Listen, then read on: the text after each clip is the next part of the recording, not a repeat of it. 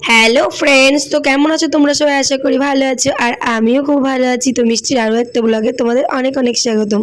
তো ফ্রেন্ডস দেখো, চলে এসেছি একটু সাজুগুজু করতে।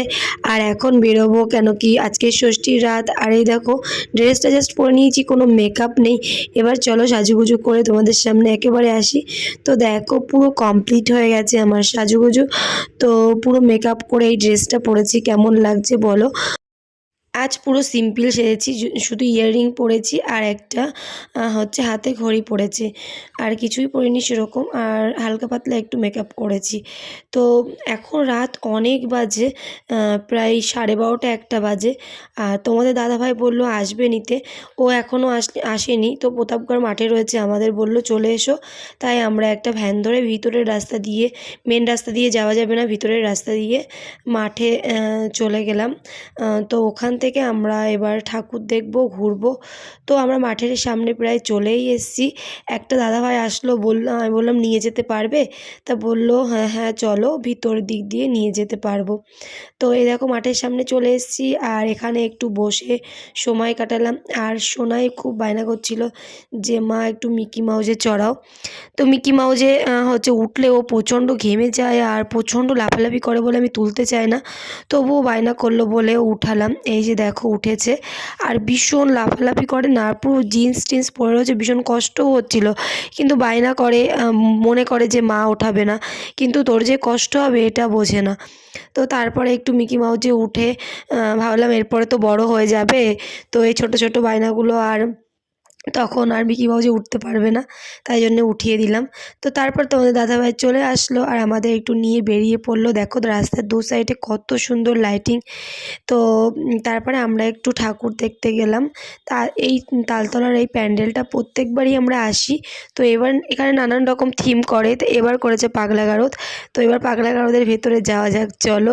পাগল দেখো কত রকমের পাগল আছে, আর ও ওরকম করছে বলে সোনাইও ওরকম করছে। আর এখানে এসে তো আমার ছেলে ভীষণ মজা পেয়েছে, কবের থেকে বলছে যে এই পাগলা গারদে যাবো, একটু নিয়ে চলো পাপা। দেখো এখানে একজন মহিলা বাচ্চাকে ঘুম পড়াচ্ছে। আর এদিকে মানে প্রত্যেক পাগলরা যেরকম করে না, এখানে সব পাগলরা মিলে সেরকম করছে চারিদিকে। খুব সুন্দর হয়েছিল। এখানে একজন ভদ্রমহিলা বসে আছে, মানে পাগল হয়ে গেছে। এখানে নার্স রয়েছে, আয়া রয়েছে। তো তারপরে এইদিকে দেখো এখানকার ঠাকুরটা কত সুন্দর হয়েছে। এবার ডাক্তারমশাই সব দিকে ঘুরে ঘুরে দেখছে যে কে কত বেশি পাগলামি করছে। আর এদিকে দেখো এরা সব নাচ করা শুরু করে দিয়েছে, আর সোনা তো সব দেখছে আর মজা করছে। আমরা অনেকক্ষণ ছিলাম এই প্যান্ডেলের ভিতরে। আর ইনি ভীষণ ভয় দিচ্ছিল, আমি ভীষণ ভয় পেয়ে গেছিলাম। তেড়ে তেড়ে আসছিল গায়ের দিকে, কিন্তু আমার ছেলে ভয় পাচ্ছে না, বলছে আসো আসো।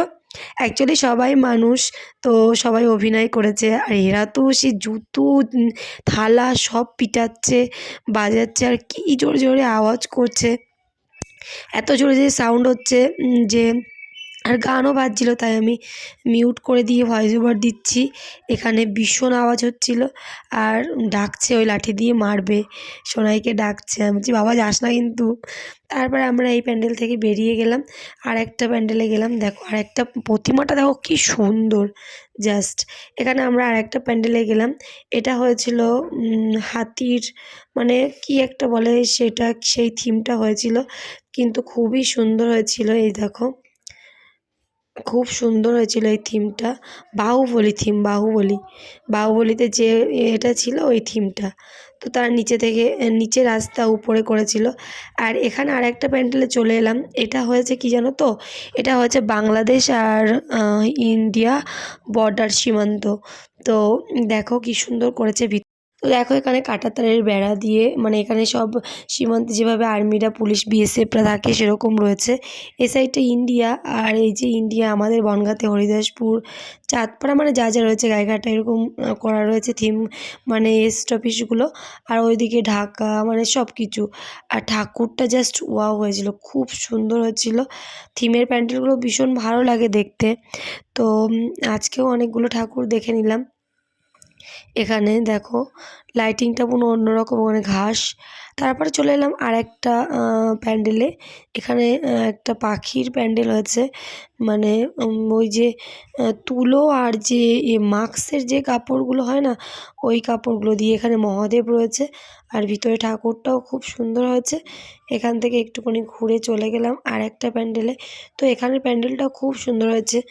এখন কটা বাজে যেন, রাত অনেক, রাত প্রায় 3টে বাজে, আর এখন ঠাকুর দেখতে নিয়ে এসছে। আর দেখো এখানে লাইটিংটা কি সুন্দর। তো যাই হোক, আমি বললাম যে চলো আর দেখতে হবে না, এবার বাড়ি চলে যাই। এই প্যান্ডেলটা জাস্ট ওয়াও হয়েছিল, ভীষণ সুন্দর, ভীষণ। তা বলছে চলো আর কটা দেখে নিই, তারপরে বাড়ি চলে যাব।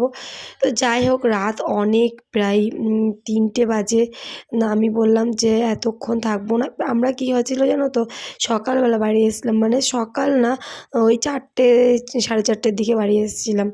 তো বাড়ি এসে খেতে, মানে খেয়ে হালকা পাতলা একটু কিছু খেয়ে শুতে 5টা 5:30 বেজে গেছে। আর ঘুম থেকে উঠেছি পরের দিন, হচ্ছে পরের দিন বলতে ওই দিনকেই 10টা 12টার দিকে ঘুম থেকে উঠেছি।